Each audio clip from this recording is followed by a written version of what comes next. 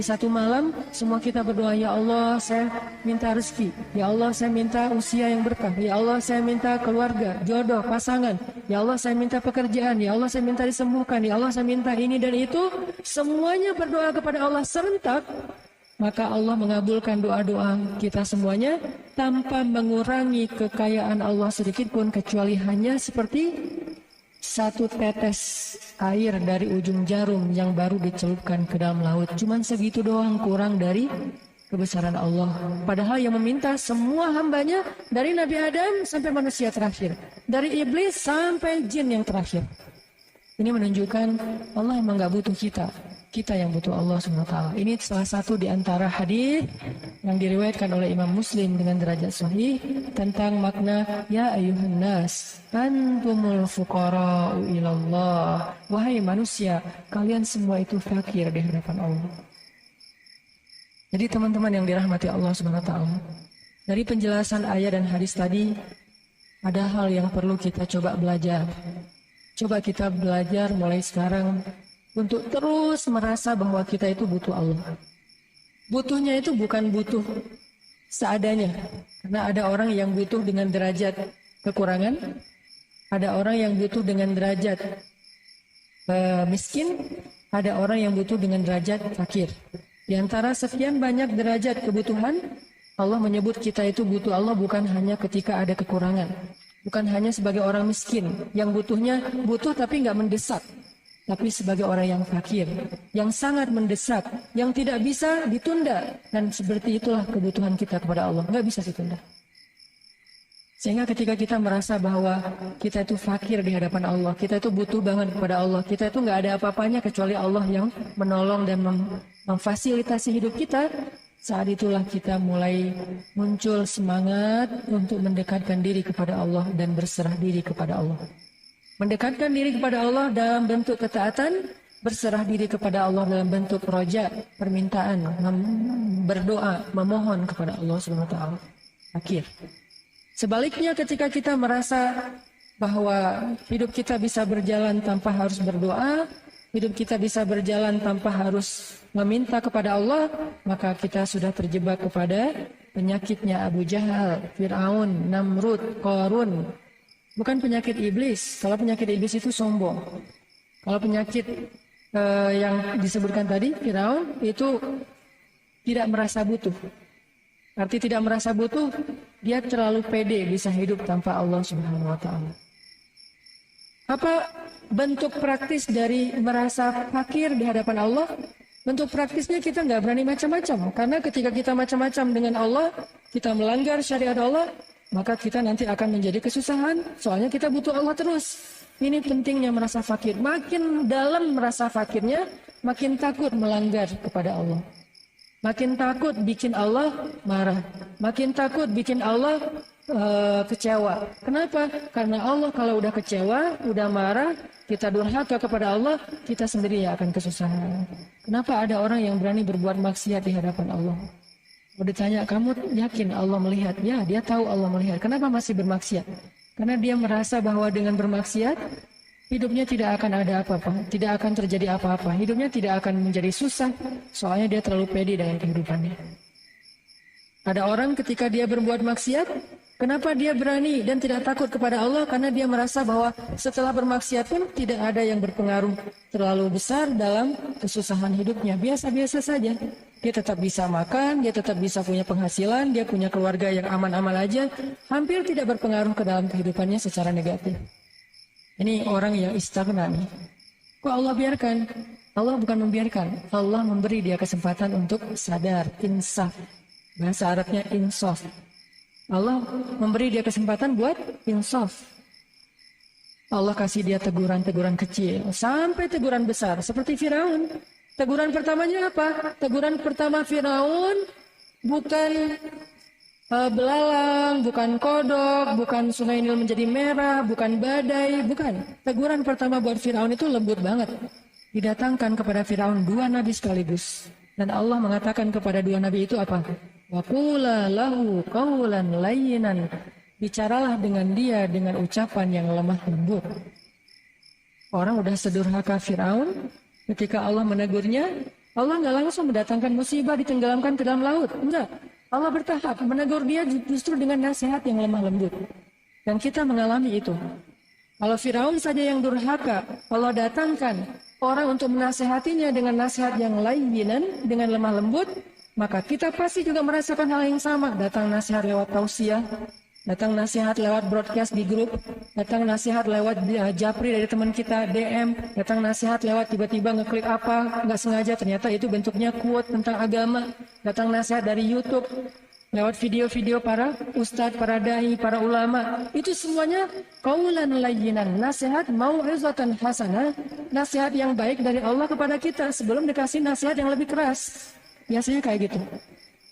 Pernah nggak teman-teman ngerasain, terutama yang buat cowok-cowok nih, lagi sholat Jumat, materi khutbahnya itu kayak kita banget. Seolah-olah khatib itu kenal kita. Seolah-olah kita baru selesai curhat sama khatib. Atau seolah-olah ada teman kita curhat kepada khatib tentang kita, sehingga jadi kayak request, kalau bisa nanti temanya tentang ini aja Ustadz. Jadi beliau khutbah, isinya tuh kita banget. Padahal kita nggak kenal sama khatib, nggak ngobrol sama khatib, nggak ada kode-kodean dengan khatib. Kenapa dia bisa menyampaikan materi tentang itu? Dan bisa jadi dari sisi khatibnya sendiri, karena saya juga ngerasa pernah seperti itu, seringkali mau menyampaikan satu materi, tapi yang disampaikan berbeda lagi. Seolah-olah Allah menuntun lisannya kepada sesuatu yang Allah ingin menasihati ini secara khusus kepada hambanya yang ada di antara banyak hamba itu. Beberapa kali saya mempersiapkan materi, nanti malam atau pada kesempatan itu saya akan ceramah tentang ini. Materinya udah siap, dalil-dalilnya udah dikumpulin, udah dibaca beberapa kisah-kisah yang dulu pernah dibaca supaya nggak lupa.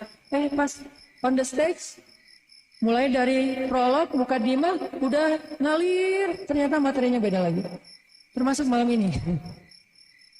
Tadi udah disampaikan materinya mau apa gitu, tiba-tiba ya udah deh tentang fakir aja. Bisa jadi ini adalah ilham dari Allah untuk menasihatin diri saya sendiri. Atau bisa jadi juga diri saya dan beberapa orang di antara kita. Atau bisa jadi untuk kita semuanya. Yang pasti kita sering ngalamin, dan saya juga sering ngalamin, karena emang udah sekitar 2 tahun saya nggak menerima jadwal khutbah Jumat. Karena pengen dikhutbahi, sering mengkhutbahi kan. Sering mengkhutbahi nikah. Kan kita sering dengan khutbah nikah, tapi bukan nama kita yang disebut gitu kan ya. Baper. Nah ini saya pengen ngerasain dikhutbahin. Gimana sih rasanya dikhutbahin oleh khatib Jumat? Sering nasihatin orang, jarang dinasihati. Dengar nih, dan nggak milih-milih masjid. Kadang-kadang lagi di jalan mampir, atau misalnya kayak mau nyoba masjid baru, karena masjid yang dekat rumah udah sering, coba masjid yang lain. Khatibnya juga nggak kenal dengan saya nggak kenal dengan beliau. Tiba-tiba menyampaikan materi yang saya ngerasa ini kayak ceramahin saya pribadi nih. Seolah-olah jamaah Jumatnya cuma ada saya sendiri. Itu tuh kita banget. Kenapa teman-teman? Itulah yang disebut dengan mau'izatin hasanah dari Allah melalui khatib, ustadz, dai. Kita tuh yang lagi dinasihati oleh Allah. Kalau cara ini nggak berhasil, setelah sekian lama, Allahu a'lam yang soal waktunya berapa lama, kita nggak bisa spekulasi. Ini baru juga sekali, kayaknya masih ada kesempatan, jadi biarin aja dulu Allah nasihatin terus, nggak usah langsung diamalin. Kan kita nggak tahu waktunya. Setelah waktunya berlalu, Allah akan gunakan cara yang lain, dikasih teguran yang bentuknya ujian, musibah. Idza kathurat junubul abdi walam yakun lahu amalin liyukaffiraha fabtalahullahu bilhazan liyukaffiraha. Kalau orang punya banyak dosa tapi nggak cukup amal untuk mengkifarat dosanya, Allah akan kasih dia ujian ataupun kesedihan untuk mengkifarat dosanya. Tiba-tiba dikasih ujian buat Firaun dengan berbagai macam masalah, mulai dari anaknya sakit, mulai dari bangunan-bangunan yang dimakan rayap, kemudian datang belalang, kemudian datang kodok, kemudian air sungai Nil menjadi merah, kemudian menjadi badai yang dingin sekali sehingga banyak orang yang akhirnya kena penyakit, dan seterusnya nggak sadar juga, sampai puncaknya adalah ditenggelamkan ke dalam laut merah. Ini kenapa? Istighna, merasa terlalu pede dengan dirinya sendiri, kekuatan fisiknya, pengawalnya, gengnya, keluarganya, pengikutnya, keturunannya, dan seterusnya, hartanya, jabatannya, kekuasaannya. Dia terlalu merasa nggak takut dengan Allah dan nggak merasa butuh kepada Allah. Nah ini bahaya banget. Ini yang disebut dengan istighna. Kadang kita merasa seperti ini dengan apa? grade yang mungkin masih ringan, tapi ada rasa itu di hati kita, kayak nggak takut berbuat dosa, atau kayak nggak penting banget untuk menyebut nama Allah di awal kegiatan kita. Sesekali doang kita nyebut Bismillahirrahmanirrahim. Tapi biasanya enggak. Kalau naik kendaraan yang sehari-hari, enggak. Giliran naik pesawat, doa safarnya lengkap. Apalagi jenis pesawat tertentu gitu. Itu doa safarnya lebih banyak lagi gitu. Mungkin takut jatuh lah karena banyak track record pesawat ini sering jatuh. Jadi kalau naik pesawat itu Bismillahirrahmanirrahim. Subhanalladzi sakhkhara lana hadza wa kunna lahu. Sampai landing masih doa. Saking subhanallah ya, tawakalnya luar biasa. Tapi giliran naik pesawat yang mungkin lebih lebih lux, lebih mahal, lebih track recordnya jarang kecelakaan dan dikasih makanan pula di dalam pesawat, dia lupa dengan doa. Seolah-olah dia naik pesawat itu udah pasti selamat. Berarti dia mulai istighna di sini, nggak merasa butuh lagi kepada Allah ketika terfasilitasi hidupnya. Ketika dia mau jalan siang hari, dia nggak doa. Ketika jalannya di malam hari, tengah malam, takut begal segala macam, doanya panjang. Ada juga yang siang hari doanya panjang. Kenapa? Takut tilang, nggak bawa SIM gitu. Sampai auzubillahi min polisi. Berlindung pada Allah dari polisi gitu kan. Nah ini nih kenapa? Karena kita tuh baru merasa fakir kalau lagi ada sesuatu yang menurut kita mengancam. Padahal hidup kita itu dalam keadaan lemah, rawan, rentan setiap saat, setiap detik, rentan terus. Cuman kerentanan itu kita tidak sadari karena memang banyak dari hal-hal yang bisa mencelakai kita itu udah Allah singkirkan tanpa harus ngomong ke kita. Ini udah aku singkirin loh ya. Allah nggak gitu. Coba kalau digituin nggak akan sanggup kita dengerin terus aja berdering tuh. Ini 1, 2, 3 sekian ribu dalam sehari Allah menghindarkan kita dari banyak masalah. Kan jadi mengganggu ya. Kenapa Allah nggak ngasih tahu biar kita nggak salah paham? Kalau Allah ngasih tahu per detik itu entah sekian ribu musibah yang udah Allah hindarkan dari kita. Jadi kita nggak bisa hidup dong terus-terusan aja dengerin dapat broadcast dari Allah di 1, 2 sekian ribu sehari, kan capek ngedengerin. Ya udah Allah bekerja dalam diam. Kerjanya Allah apa? Dalam tanda petik.